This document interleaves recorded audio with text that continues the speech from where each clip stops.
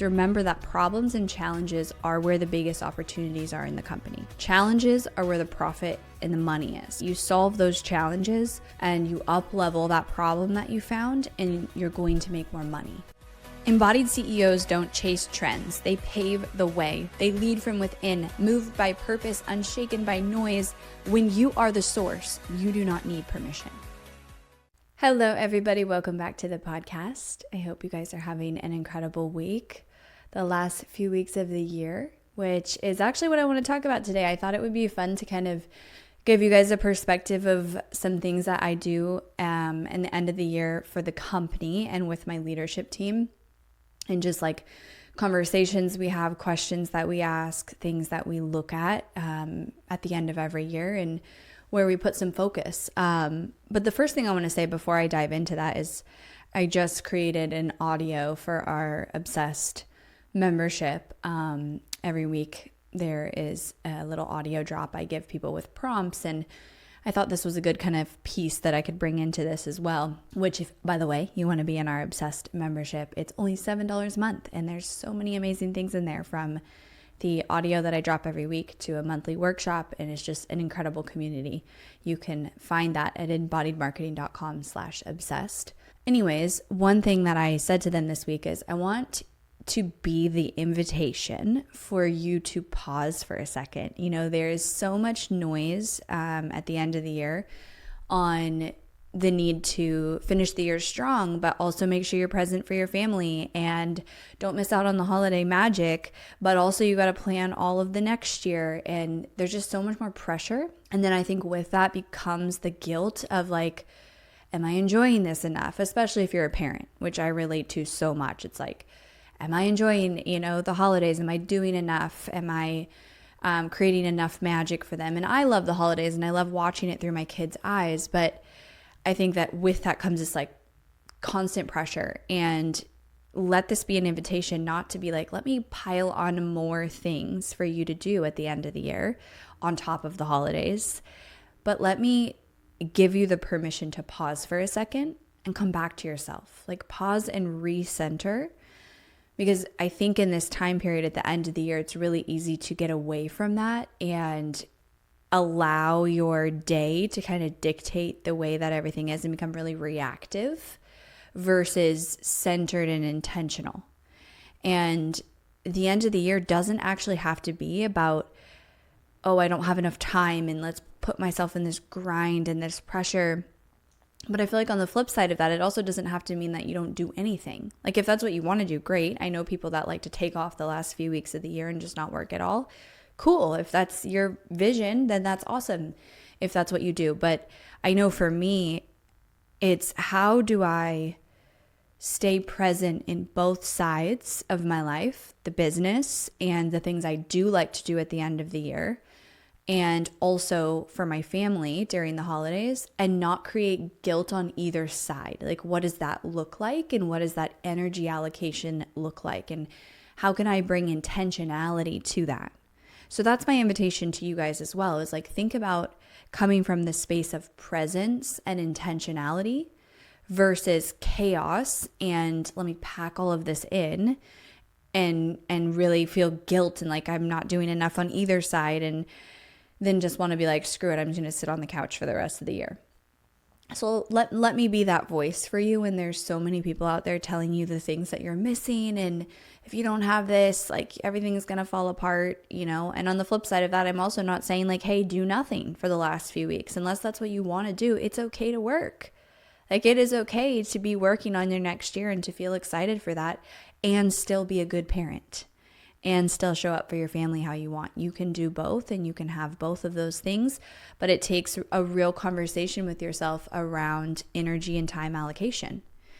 The other thing that I thought this weekend, I had a great weekend with my kids and took them to do really fun holiday stuff and just like soak it in. It was a rare weekend that we didn't have sports, so that was fun. But my kids are obviously counting down the days until Christmas, just like I did as a kid. And it's funny because their perspective as a kid is like 10 days, 11 days is a really long time. They're like, oh my God, still 10 more days until Christmas. Like that's so long. And I'm like, are you kidding? I have to still shop. Like, that's not enough time, right? My go-to reaction is like, it's already December, whatever, and we don't have a lot of time. But it's interesting to think about that, because on one hand, like, kids think it's a really long time. We think it's a really short time, and time is really just what we make it, right? Like, I know that there is the logistics of like kids don't have to do anything, but wait for Christmas and we create the magic, and there is a lot of things that we have to quote do. But what if you got yourself out of that narrative? What if you were like, this year doesn't have to be about how little time there is? What would it look like if it was spacious? Like, really sit with that. Okay, on that note, here are some things that I do at the end of the year for my company. I think it's a great time for reflection and planning. I love doing that. And so, as I prefaced with all of this is not to give you more things to do. It's hopefully to bring more clarity to maybe what you're already doing, or give you permission to create the space to just sit with some of these questions instead of be so on the grind of your company. Like, especially the last week of the year, unless you want to take it all the way off, I love, this reflection now, because some of my team is off during that time, and these are a lot of like leadership team conversations. This is what we do, which is really like an audit and a future vision forecasting. And so for me, the end of the year is a great time to like pause and take a few steps back and go, where are the places that I haven't looked at in the business all year, or questioned, or said, if there was a clean slate, like what would that look like? Because a lot of times in your business, you have areas of the business or people in the business or processes that become so regular that you don't question them, but yet things have evolved, and either things kind of slipped away how they had been done, or there's a better way to do them now. So one of the first things that we do is like kind of clean slate of just dreaming. Like, where do we see ourselves going in the next year? And this is the conversation that I have with my leadership team is, yes, like, what's our financial goal next year, but also where do we see the industry going? Where do we see the things in our company now that are working that we want to do more of? Where do we see a need to like lean in, and where do we see a need to lean out? And like, what does our dream year look like as a company in terms of, yes, revenue, but also what we're doing and where we're putting our time and energy, and like what we're building? Because when you are synced up on that from the leader, from the CEO down, whether your team is 1 or 2 people to my team of 20 people, like when you're synced up on that, it is so powerful. But it can become fragmented throughout the year as like naturally things happen where you're focused on this, but then this thing happens, you shift your focus, and that's just the way it goes. So we paused and we had a leadership conversation around where I see the industry going, where I see our clients needing more and more support, like what is happening with AI, what's happening with media, the direction that we want to go, what went really well for us this year, and not just what went well in terms of like numbers, yes, but also like what didn't feel like work, what felt like electric magic energy that we want more of that in this next year. And so we really sat down, and what that does is it makes you pause and go, let me think about our offers. Let me think about the way we serve clients. Let me think about how we position our company. Let's look at all these things and like overturn the stones that haven't been looked at in a while. And I think we all kind of get into that place, right? Because a year is actually not that long of a time, and it can go by so fast. And all of a sudden it's been a year and you haven't looked at, hey, is there a better way for me to deliver this in my offer? Or is there a better way for me to position this? Or based on what people are saying right now in the market, or where I see things going, we need to relook at this. So that's the first thing, is we sit down and we have that vision forecasting, both the specifics in terms of numbers, but then also the vision of me saying like, this is our mission. I am the leader. I am the visionary of this company. And this is our bigger mission. We relook at our values, our company values, and we go, do all of these still align? Is there something missing? Is there something we need to add or take away? And so we start with that, which is like the foundation of your company, right? Your mission, your values, what you're doing and especially why you're doing it. So we start there. And then we go to the next layer. After revisiting the vision, we can go, okay, what is working and what is not working? And it's really important that you revisit the vision from a fresh slate, not like not thinking about anything that's working or not working. But I say this because we had a conversation where we were like, okay, this is the vision, right? This is the vision of where we're going, which we've got some really exciting things in that vision based on where I see the industry going. And that caused us to go, okay, if we were to say like, put our offers that exist right now into this box over here, and then ask ourselves the question, if this is the vision, what would be the perfect offers and the perfect structure to support that vision?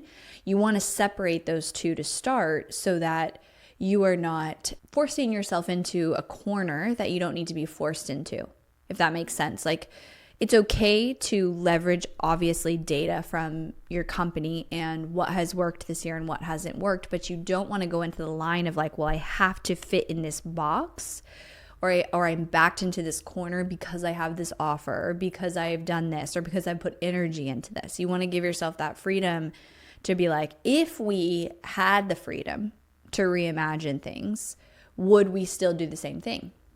And so what came up for us, the next thing is that we looked at what has worked. What has worked this year? What has not worked? Not just in terms of marketing, but also client delivery.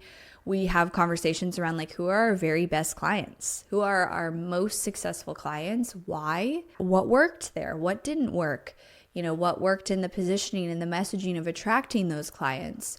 And looking at all of that and then going, okay, if we want more of this, then how do we call that in and not backing ourselves into that corner of it has to be this way? What usually happens is we find like a lot of things stay the same, but then there's a few things that we can adjust. So we have the conversation, what worked, what didn't work, what do we want to do more of, what do we want to do less of?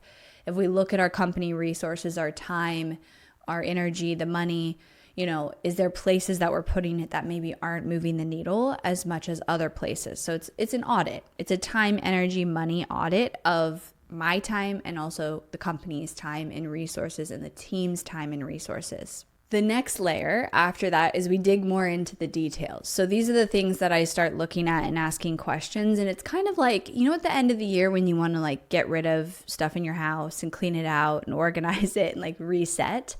That's what it feels like in the business. And looking at process, looking at people, like who do we need more support with? And do we have this structured in the best way possible to leverage the team, to be leveraging people's experience the best?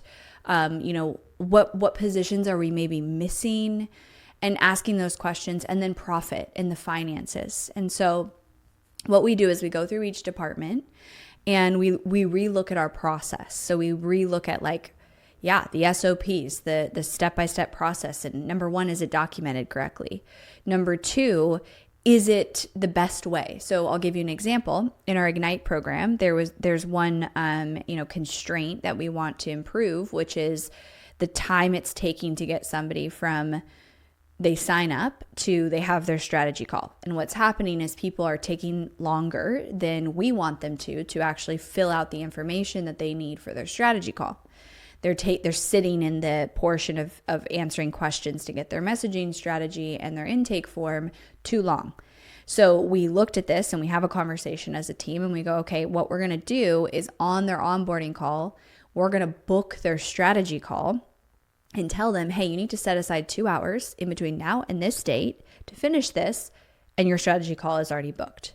So just cleaning up those little things in our process of like, okay, instead of just going status quo in our process, in our delivery, in our company, onboarding, or not our company onboarding, but our overall company operations, where can we question it? And that is the biggest thing. I think that is also one of the biggest jobs of a CEO is questioning. It's like you could reference Elon, like walking the factory floor, asking the questions, digging, overturning the stones, picking things apart so that you can go, here's a better way, and let's ideate this. Let's improve this. Because what will happen if you don't do this is your team's just going to keep doing it the way it's been. Your team will never ask questions like the CEO will because they have a different vision. Like they have a different viewpoint. They are in the day-to-day. They are boots on the ground, executing day in and day out, a lot of times very task oriented and, step oriented, where we are up here and we're vision oriented. And so we can question these things. So we go through all the components of our company, from client delivery on our done for you, on our done with you, to the membership, to marketing, to like team process and team onboarding. And it's a lot. Like, we're not going to finish this in 2 weeks, but we go through and we go, where are the gaps? What needs to be reimagined? What can be improved? What can get more efficient? Right now we're looking at like, where is there room for automation? Where is there room for AI? The bigger the company you have, the harder it is to bring in that automation and bring in that efficiency. So we will do that, and then we will kind of decide, okay, does this need to be a whole project, or is it a small tweak?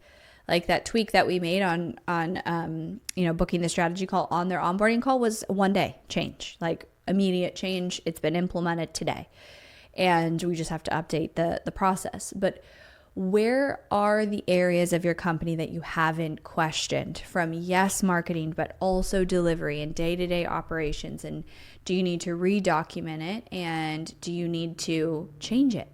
Like, don't just fall to status quo and kind of complacency of, oh, that's just how it was. So that's the first piece on process. The next one is people. So as a leadership team, we look at the whole team and we go, okay, first of all, one of the most important things is everyone on this team in alignment with company values? Like, is everyone operating and we feel like is the right fit for this team? And then we also look at there's gaps. Like, where are we not leveraging someone to their fullest skill set and their fullest strength? Where are we missing support that's costing us more than the support would cost us? Like, where do we have a gap? Where do we have a lack of efficiency? Like, where are we not utilizing a role or a department or a process the way that we can? People and team are one of the biggest drivers to a company's success, for sure. Like, so important to have incredible people surrounding your company. And so you want to make sure you're setting the people up for success with the right process, but also, are you leveraging their expertise? So we will have conversations. The managers will talk with team members and say, what are you loving doing in your job? What do you want to do more of next year? Like, is there an area that you're interested in that we're not leveraging? Because where people are passionate and it doesn't feel like work is a sweet spot of what you would like to leverage.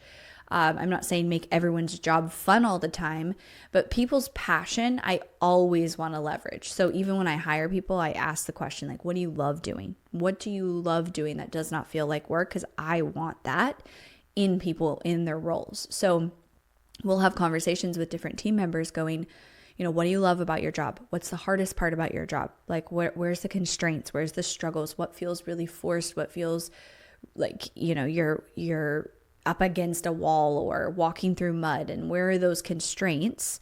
And then is there something you're excited about, or a skill set or a passion or something new that we're not currently leveraging? And that just gives us intel to go, okay, like maybe we have this open role over here that we should move this person to and then hire for their role. Or maybe we have the capacity to split their role, half doing this and half doing that, or whatever.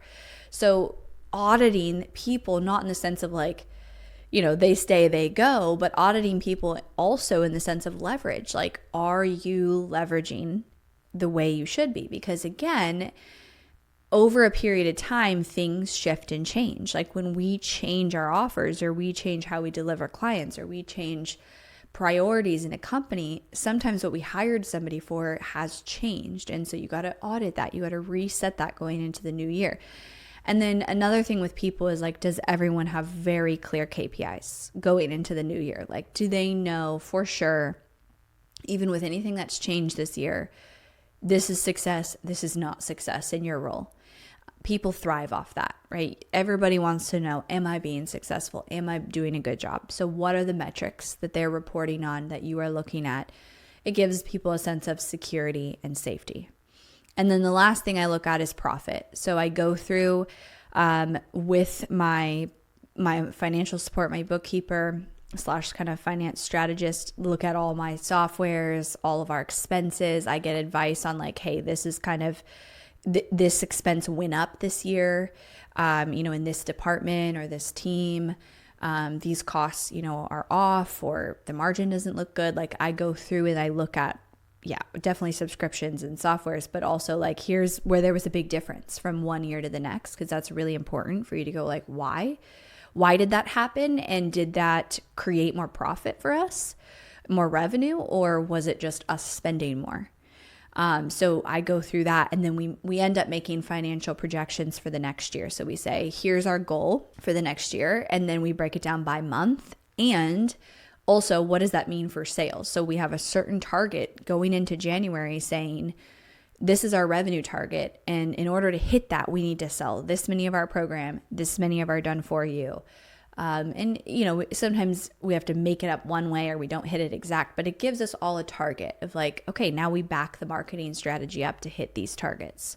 So definitely auditing finances and looking at, all the places where the money's going out. The bigger the company, the more important this gets, because it can be really easy to have expenses rise and kind of not realize it, or not realize if the expenses are paying off or not. And what I can tell you is, you as the CEO and then a financial support, depending on the level of your company, what level of finance support you'll need, are going to care more about this than anybody else on the team. Like it's really easy for team members to sign up for subscriptions and add expenses and add cost. You've got to audit it. So all in all, at the end of the year, my role with my team is to step out of the day-to-day, cast the vision, and really make sure that is clear going into the new year. Then it's to ask the questions and audit and like overturn all the stones possible to make sure we have looked at all the areas that we maybe haven't this last year, and then align the two, align the vision with the actions, clean up the process, clean up any, bloat financially or bloat within our process efficiency or our team, and make decisions from there. And then that gives us such clarity on like the projects we are working on, where we're allocating time and energy. And that is the most valuable thing that you do for a company, is your time and energy and money allocation, and how intentional and strategic that is. And it's a constant question you should be looking at is, have I made the most leverage here? And that is the CEO's job. Regardless if your team is like 1 or 2 people, or you, or 20 plus people, you still have to continually ask these questions. So give yourself that space at the end of the year to reflect, to ask questions, to dig around a little bit in your company, and not make it turn into an overwhelming, stressful thing. But one thing to remember is like, if you do this and you find problems, remember that problems and challenges are where the biggest opportunities are in the company. Challenges are where the profit and the money is, right? You solve those challenges and you up level that problem that you found, and you're going to make more money. So it's actually exciting when you do find those things. All right, everybody. I hope this gave you the opportunity to take a breath, recenter yourself before, the holiday season continues, and gives you some ideas of ways that you can really audit and strategize for next year without adding chaos and noise and overwhelm. Thank you so much for tuning in. I'll talk to you guys next time.